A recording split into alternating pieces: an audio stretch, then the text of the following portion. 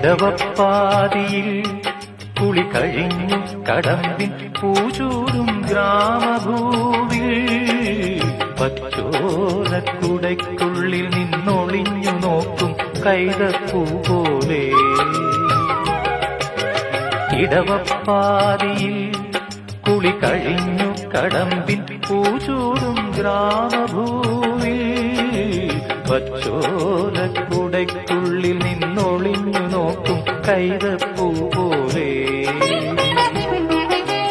ആരെയോ തിരയുന്ന സഖിയും പാതയിൽ ഇടയുന്ന മിഴിയും ഓർമ്മകൾ പൂവിടും നിമിഷം ധന്യം ഏതോ കിളിനാദമെൻ കരളിൽ